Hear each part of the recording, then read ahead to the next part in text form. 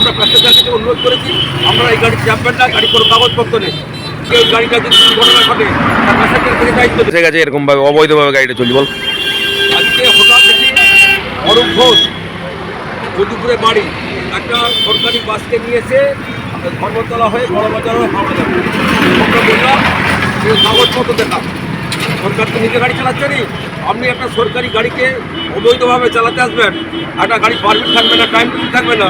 আজকে ওই গাড়িটা যদি ঘটনা ঘটে তার প্যাসেঞ্জার থেকে দায়িত্ব দেবে। আমরা প্যাসেঞ্জারকে অনুরোধ করেছি আমরা এই গাড়ি চাপবেন না, গাড়ি কোনো কাগজপত্র নেই। আমরা বলেছি নিশ্চয় গাড়ি চলবে যদি কাগজপত্র ঠিক থাকে, পারমিট থাকতে হবে, টাইম থাকতে হবে, কাগজপত্র ঠিক থাকতে হবে এবং রুটে উল্লেখ করতে হবে কোন রুটে চলবে। সেই রুটে যদি উল্লেখ থাকে, বৈধ কাগজপত্র থাকলে নিশ্চয়ই আমরা চলবে, আমাদের কোনো আপত্তি নেই। কিন্তু অবৈধভাবে কোনো কাগজপত্র নেই, পারমিট নেই, টাইম নেই, কোন রুটে চলবে তার কোনো কাগজপত্র নেই, কোনো ডকুমেন্ট দেখাতে পারেনি, আমরা বলেছি গাড়ি যাবে না। ইন্স্যুরেন্স কোনো কাগজপত্র নেই, এমন ইন্স্যুরেন্স নেই, কোনো কিছু নেই।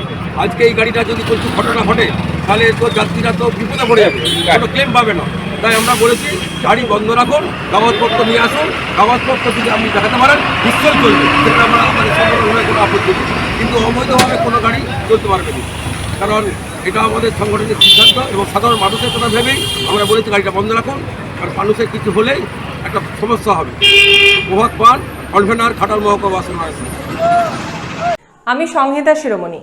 ঘাটাল মহকুমার সমস্ত খবর সঙ্গে সঙ্গে পেতে স্থানীয় সংবাদের ইউটিউব চ্যানেলটি সাবস্ক্রাইব করুন এবং তার সঙ্গে ফেসবুক পেজটিও লাইক করুন।